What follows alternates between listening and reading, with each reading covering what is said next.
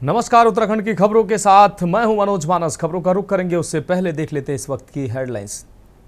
नैनीताल में सीएम पुष्कर सिंह धामी ने लिया कड़ा एक्शन। रक्षण अभियंता सीएम द्विवेदी निलंबित सरकार की योजनाओं को जनता तक न पहुंचाने और काम में हिला हवाली पर कार्रवाई। सूर्यकांत धस्माना ने भाजपा पर साधा निशाना। भाजपा नेता के बेटियों को बचाओ का दिया नारा। भाजपा के अजय कोठारी ने कहा कांग्रेस राजनीतिक मुद्दा।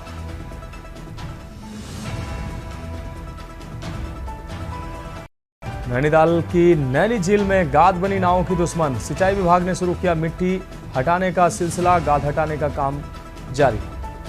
श्री हेमकुंड साहिब यात्रा 25 मई से अब तक 36,000 से ज्यादा अधिक श्रद्धालुओं ने दर्शन किया। बर्फबारी से दिख रहा उत्साह। उत्तराखंड सरकार प्राथमिक स्वास्थ्य केंद्रों में फार्मासिस्टों की करेगी तैनाती। फार्मासिस्ट पुराने पद पर होंगे बहाल। 391 पदों को पुनर्जीवित करने की योजना। और प्रदेश के सभी नगर निकायों में लागू होगा ई ऑफिस। तेजी से होंगे निकायों के काम। सभी कर्मचारियों को ई ऑफिस का दिया जाएगा प्रशिक्षण। आप देख रहे हैं के न्यूज, खबरों का सारथी।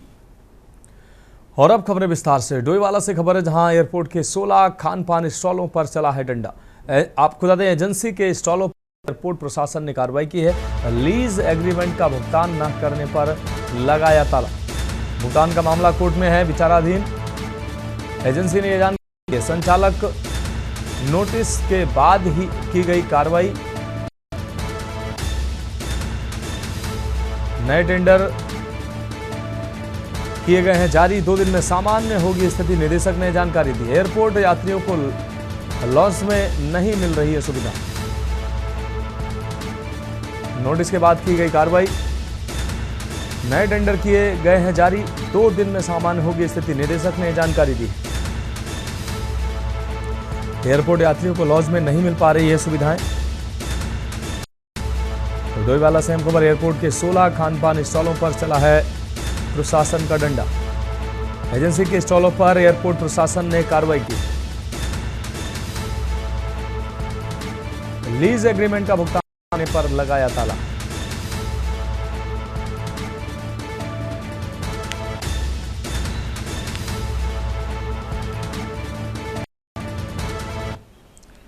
और अगली खबर हरिद्वार से, जहां नेशनल हाईवे पर लगा लंबा जाम। दिल्ली हरिद्वार राजमार्ग पर लंबी वाहनों की कतारें देखने को मिली है। वीकेंड की भीड़ बढ़ने से ट्रैफिक का सिस्टम बिगड़ा है। हर की पौड़ी से हाईवे तक दिखा जाम ही जाम। सड़कों पर रेंगते हुए आगे बढ़े वाहन। जाम खुलवाने को पसीने पसीने दिखाई दिए पुलिस वाले। गर्मी से बच्चों और बुजुर्गों की हालत खराब रही। हर की पौड़ी से हाईवे तक दिखा जाम ही जाम। सड़कों पर रेंगते नजर आए वाहन।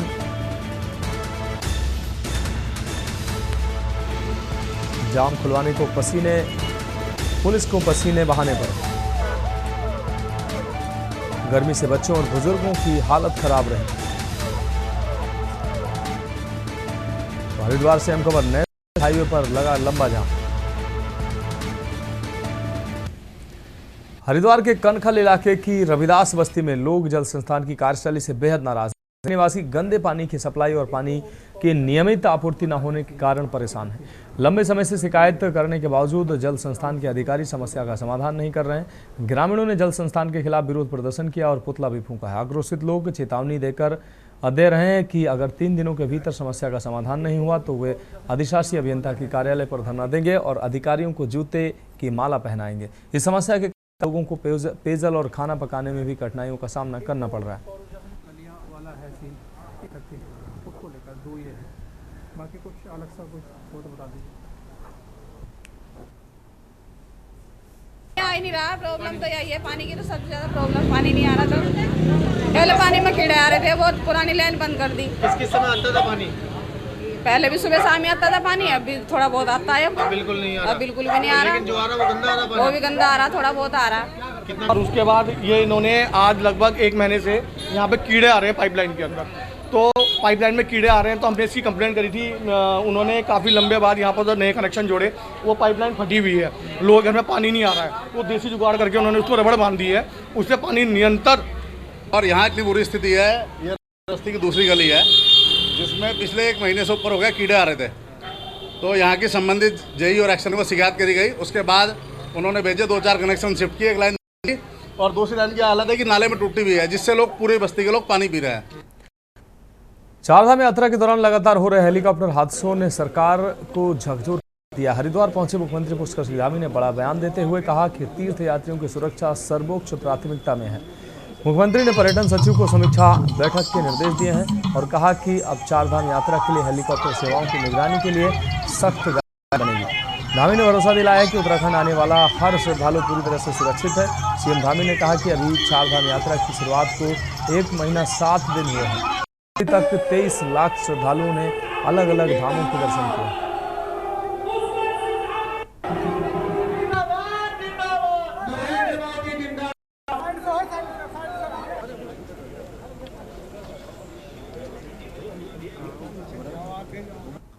उसके लिए हमारे एविएशन सेक्रेटरी को हमने समीक्षा बैठक करने के लिए कहा है और तीर्थ यात्रियों की सुरक्षा हमारे लिए सर्वोच्च प्राथमिकता है और उसमें किसी भी प्रकार की कोई कोताही नहीं बरती जाएगी। इसकी एक गाइडलाइन बनाकर सुरक्षा के मानकों का पूरी तरह से पालन सुनिश्चित करवाया जाए। सभी यात्री सुरक्षित हैं और सबकी सुरक्षा ही हमारी सर्वोच्च प्राथमिकता है। 23 लाख का आंकड़ा अभी तक पूरा हो गया है। 23 लाख तीर्थ यात्रियों श्रद्धालुओं ने अभी तक दर्शन कर लिए हैं और इस पर यात्रा बहुत ऐतिहासिक होगी। अभी तो 1 माह 7 दिन है, 23 लाख आंकड़ा हो गया है, अभी पूरी यात्रा है।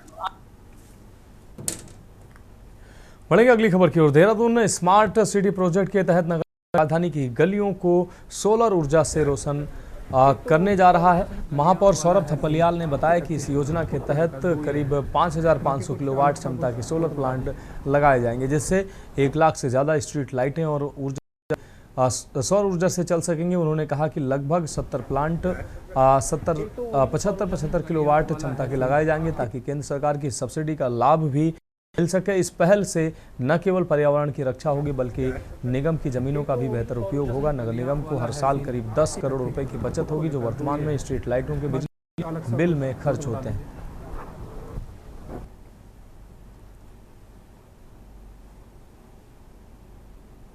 देखिए, हम ये चाहते हैं कि जितना ज़्यादा से ज़्यादा हम सौर ऊर्जा का प्रयोग कर सकें, उसका उपयोग कर सकें तो उतना अच्छा रहेगा, हमारे हित में रहेगा। हमारे एक तो बहुत खर्चा भी उससे कम होगा और साथ साथ सौर ऊर्जा का प्रयोग करना आज के समय में सबसे ज़्यादा हितकारी भी है और पर्यावरण की दृष्टि से भी बहुत हितकारी है। तो इसके लिए हम एक कोई ऐसा वार्ड में पायलट प्रोजेक्ट के तौर पे करना चाहते हैं कि जिससे पहले एक बार उसके मेरिट्स डिमेरिट्स और प्रैक्टिकली उसे देखें एक बार लगा के कि भाई इसमें कितने प्रकार से, जैसे अब बरसात का समय है तो कितने समय तक वहाँ पे बिजली नहीं आएगी, या स्ट्रीट लाइट्स अगर हम उसमें लगाते हैं, लाइट्स को उसमें ज़्यादा से ज़्यादा ऐसा प्रयोग करते हैं तो कितने समय उसमें लगता है, तो थोड़ा सा ये दिख जाएगा प्रैक्टिकल। उसके बाद हम उसको पूरे देहरादून के अंदर प्रयोग करेंगे। रुक करेंगे अगली खबर का। उधम सिंह नगर पुलिस ने सोशल मीडिया के जरिए युवकों को प्रेम जाल में फंसाकर शादी करने और फिर ब्लैकमेल कर ठगी करने वाली साथी हिना रावत को गिरफ्तार किया है।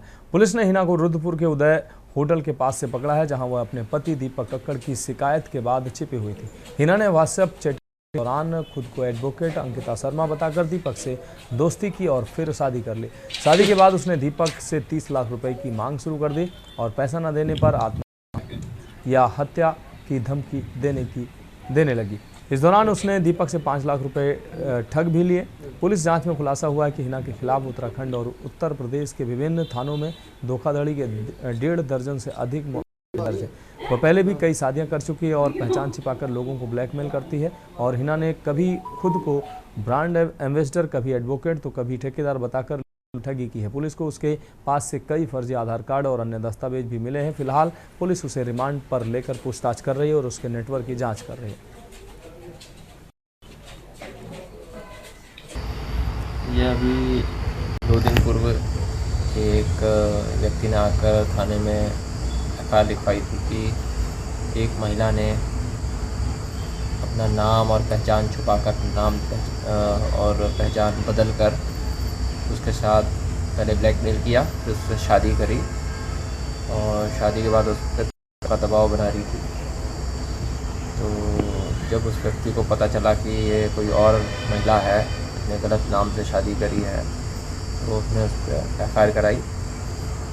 रुद्रपुर थाने में पंजीकृत हुई और थाना ने जब इसमें विवेचना करी तो पाया कि महिला के खिलाफ और भी मुकदमे हैं और अन्य साक्ष्य उन्होंने विवेचक में कलेक्ट किए।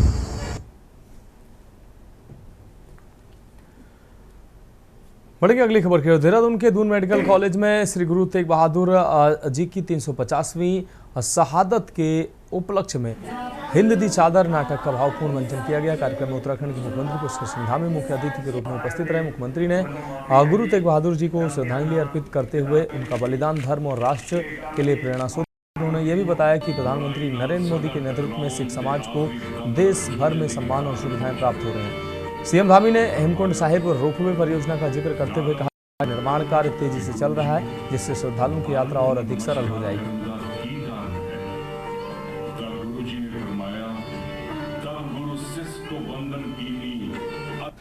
कि गुरु तेग बहादुर जी का जीवन हमारे लिए बहुत प्रेरणा का जीवन है। उन्होंने धर्म की रक्षा के लिए, संस्कृति की रक्षा के लिए अधर्म को कभी स्वीकार नहीं किया और उन्होंने इस्लाम को स्वीकार नहीं किया।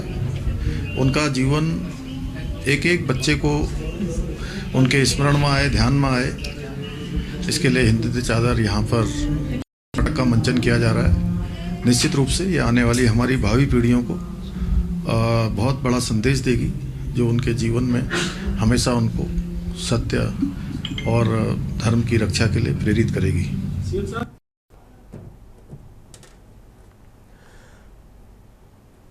उत्तराखंड के मुख्यमंत्री पुष्कर सिंह धामी मंगलौर के लिवरहेड़ी पहुंचे, जहां उन्होंने हरियाणा के पूर्व कैबिनेट मंत्री तार सिंह भड़ाना द्वारा आयोजित धन्यवाद रैली को संबोधित किया। मुख्यमंत्री का हेलीकॉप्टर सबसे पहले नारसन स्थित राजा महेंद्र प्रताप कॉलेज में उतरा, जिसके बाद वे कार से लिवरहेड़ी पहुंचे और वहां से ट्रैक्टर चलाकर स्वीटी फार्म हाउस तक पहुंचे। रैली में मुख्यमंत्री ने उपचुनाव में करतार सिंह भड़ाना को मिले जन समर्थन के लिए मंगलौर की जनता का आभार जताया। उन्होंने कहा कि भड़ाना थोड़े से अंतर से चुनाव हार गए, लेकिन जनता का और समर्थन उनके साथ है। इस अवसर पर रुड़की जिला अध्यक्ष डॉक्टर मधु सिंह, विधायक प्रदीप बत्रा सहित कई भाजपा नेता मौजूद रहे। रैली को लेकर क्षेत्र में खासा उत्साह देखने को मिला।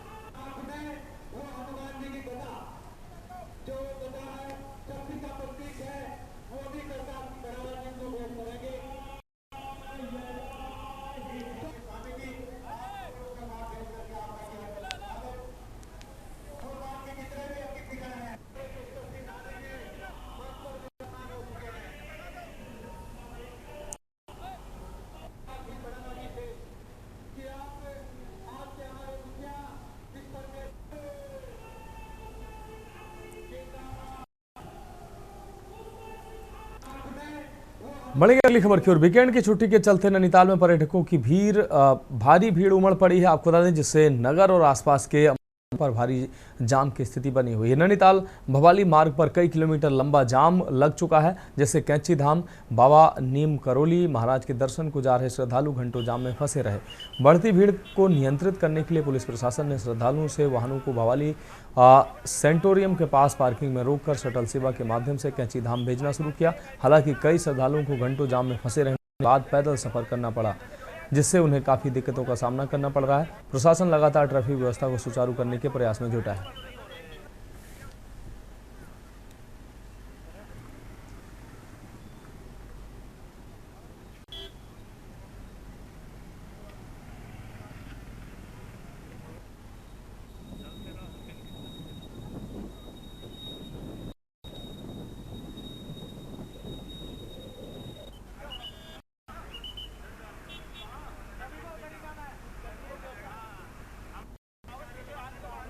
बहुत दिक्कत हो रही सर। हमारा तो शाम तक का ये था कि जल्दी से फ्री हो जाएंगे। यहाँ तो अभी 2 घंटे हो गए हैं खड़े खड़े, बस यही सोच रहे थे जल्दी फ्री हो जाएंगे तो हमारा शाम का रिजर्वेशन भी है, पर लगता नहीं है ऐसा कि जा पाएंगे।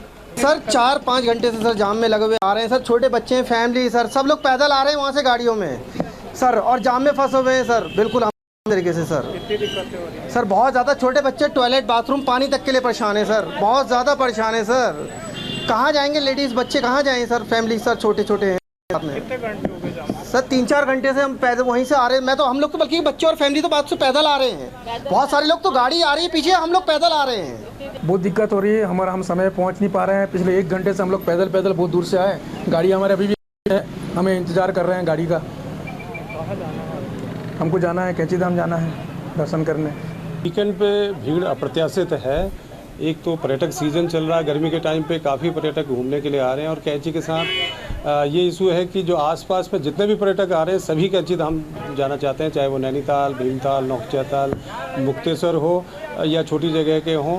सभी लोग जो यहाँ घूमने के पर्पज़ से आ रहे हैं वो बाबा के धाम भी दर्शन करने जाना चाह रहे हैं। फिलहाल खबरों में वक्त एक ब्रेक का, जल्द हाजिर होंगे। आप देख रहे हैं के न्यूज, खबरों का सारथी।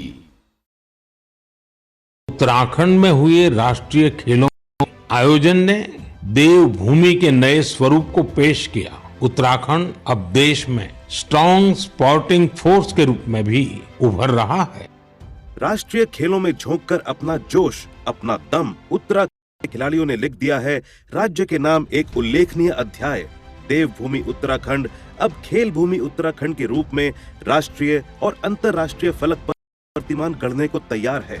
38वें राष्ट्रीय खेलों में ऐतिहासिक प्रदर्शन का परिचय देकर उत्तराखंड के खिलाड़ी खेल जगत के लिए बन गए हैं अद्भुत प्रेरणा का स्रोत। उत्तराखंड के खिलाड़ियों का राष्ट्रीय खेलों के इतिहास में अब तक का सर्वश्रेष्ठ प्रदर्शन दिखाते हुए राज्य के लिए रिकॉर्ड 103 पदक हासिल करना और राष्ट्रीय खेलों की पदक तालिका में पहली बार शीर्ष 10 में स्थान बनाना, ये दर्शाता है कि उत्तराखंड प्रतिभावान युवाओं का राज्य है जिनके भीतर भरी हुई है खेल का भविष्य निर्धारित करने की प्रबल क्षमता। 20वें राष्ट्रीय खेल में मैंने मॉडल पेंटाथलॉन में 3 गोल्ड और 1 सिल्वर मेडल हासिल किया है। सरकार द्वारा यही सुविधाएं मिलती रही तो मैं राष्ट्रीय और अंतर्राष्ट्रीय स्तर पर अच्छा प्रदर्शन करूंगी। इसी दृढ़ निश्चय, जुनून और जज्बे को राज्य के कोने कोने से तलाश कर उत्तराखंड सरकार प्रोत्साहित करने का काम कर रही है। खिलाड़ियों के उत्थान के लिए कल्याणकारी योजनाओं की शुरुआत कर, मजबूत आधारभूत ढांचा विकसित कर और खेल नीति में सुधारात्मक बदलाव कर उत्तराखंड सरकार ने कदम कदम पर किया खिलाड़ियों का सहयोग। 38वें राष्ट्रीय खेलों में उत्तराखंड का प्रदर्शन बहुत अच्छा रहा है। मुझे लगता है जिस तरह की सुविधाएं सरकार दे रही हैं, आने वाले टाइम पे उत्तराखंड से काफ़ी अच्छे प्लेयर राष्ट्रीय और अंतर्राष्ट्रीय स्तर पे अच्छा प्रदर्शन करेंगे। खिलाड़ियों की प्रतिभा और सरकार के प्रयासों के परिणाम स्वरूप न केवल राज्य के खिलाड़ी राष्ट्रीय में छाए रहे, बल्कि साथ ही उत्तराखंड हो सका मेजबान राज्य की अपेक्षा की कसौटी पर खड़ा।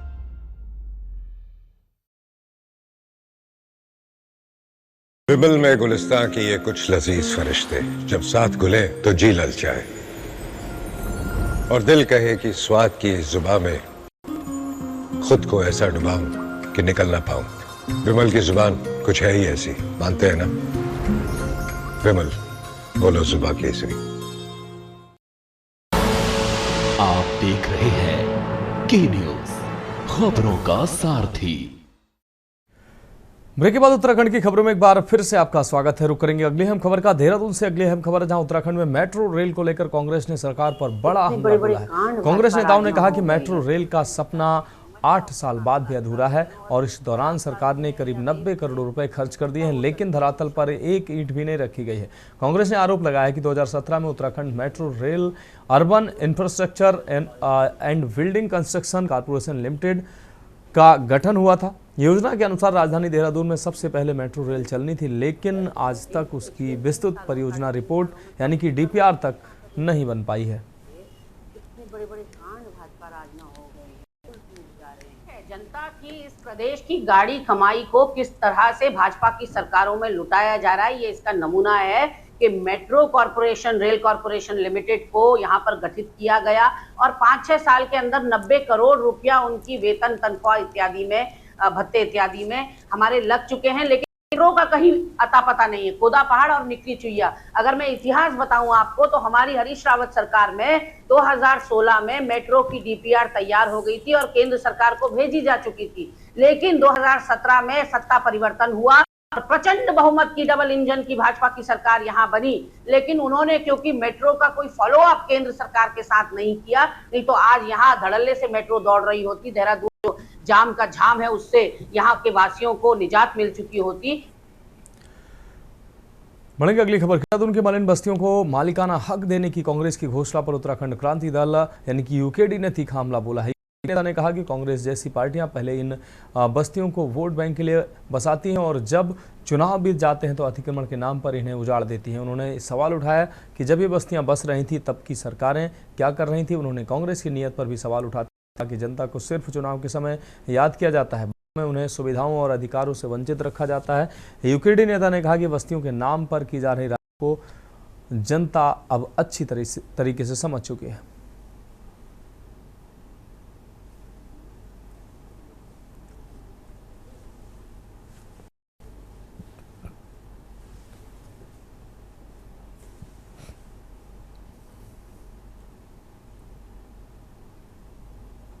ये मलिन बस्तियों में यूकेडी का जो देश है, ये मलिन बस्तियां जो बिंदाल नदी और रिस्पना नदी के किनारे बसी हुई है, पहले तो इनके आइडिया देखी जाए कि इन लोगों को बसाया किसने है।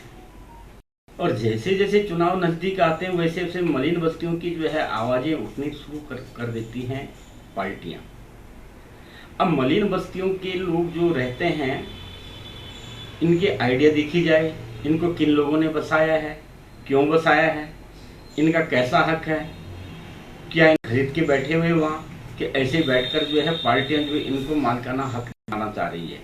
और उत्तराखंड में ये समझिए आपकी लगभग हर साल इनकी तादाद बढ़ती जा रही है। ये कहाँ से आते हैं लोग?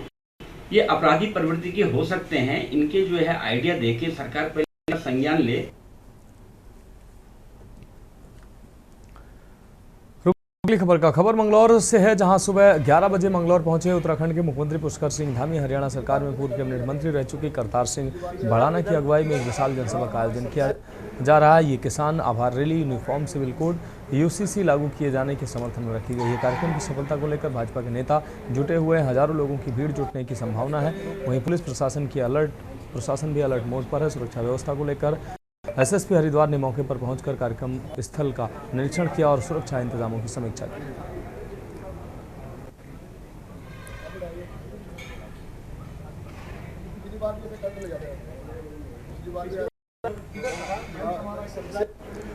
खटीमा से मिली रिपोर्ट के अनुसार बजरंग दल का 8 दिवसीय प्रांतीय शौर्य प्रशिक्षण वर्ग संपन्न हुआ है। आपको बता दें जिसमें प्रदेश भर करीब 200 से अधिक शिक्षार्थियों ने हिस्सा लिया। प्रशिक्षण के बाद शुक्रवार को एक पथ संचलन भी आयोजित किया गया, जो लोक निर्माण विभाग कार्यक्रम से प्रारंभ होकर मुख्य के विभिन्न मार्गों से होते हुए पुनः उसी कार्यालय पर समाप्त हुआ। इस मौके पर प्रदेश संयोजक ने बताया कि इस प्रशिक्षण में शामिल युवाओं के शारीरिक और मानसिक तौर पर देश सेवा के लिए तैयार किया गया है।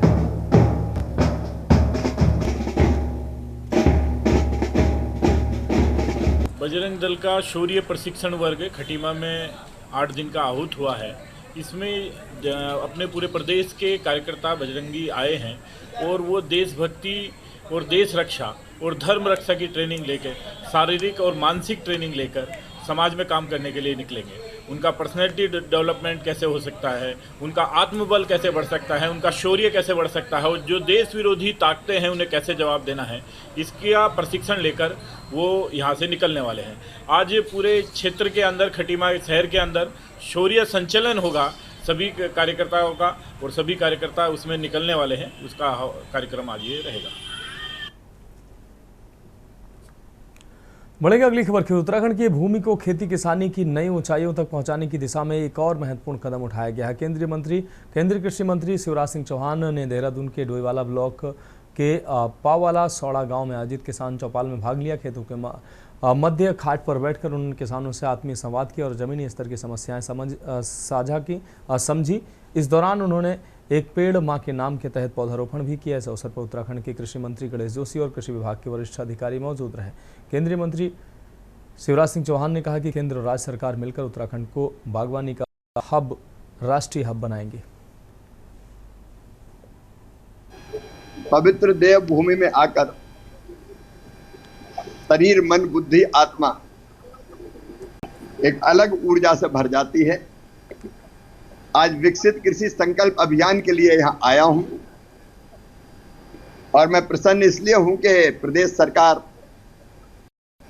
जो काम यहाँ कर रही है उसके परिणाम यहाँ दिखाई दे रहे हैं। उत्तराखंड फलों का हब बनने का सामर्थ्य रखता है। यहाँ के अलग अलग फल, लीची, आड़ू, सेब, लेवेंडर की खेती अभी हमने देखी, बासमती चावल, यहाँ कटहल और बाकी सब्जियां, यहाँ का मड़वा जैसा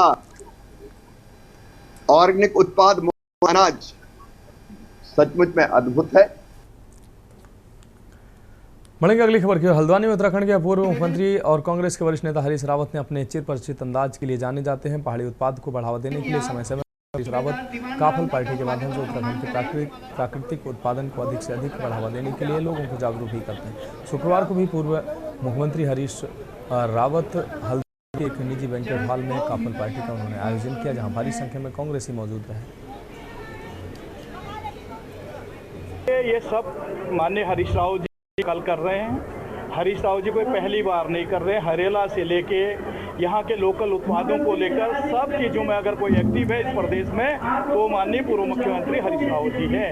आपने देखा होगा जब वो मुख्यमंत्री भी थे तो रोटी, यहाँ के जो लोकल उत्पाद हैं, झौरे का खीर, ये तमाम लोकल उत्पादों को अगर आगे बढ़ाने में किसी ने काम किया तो हरीश राव जी ने किया है। और अब उनके लोग कर रहे हैं तो अच्छी बात है, अच्छे कामों की सीख लेनी चाहिए। और मैं तो कहता हूँ कि उनको बढ़ चढ़ के, वो तो सरकार में है, वो इस पे जो है कुछ ऐसा योजना चला कि जो इसका काम करते हैं, जो बेचारे बड़े मुश्किलों से काफल बिन के लाते हैं जंगलों से, उनको प्रोत्साहन राशि दे ना सरकार, उसको भी कहीं पे बेचने का जो है एक वो बनाए, केंद्र बनाए, जिससे कि यहाँ के जो हमारे जंगल उत्पाद हैं या जो भी है उत्तराखंड के जो उत्पाद हैं लोकल, पहाड़ के विशेषकर, उन उत्पादों को बढ़ावा मिलेगा। मौसम की अद्भुत सौगात है ये, माँ प्रकृति की हम सब के लिए बहुत बड़ी देन है।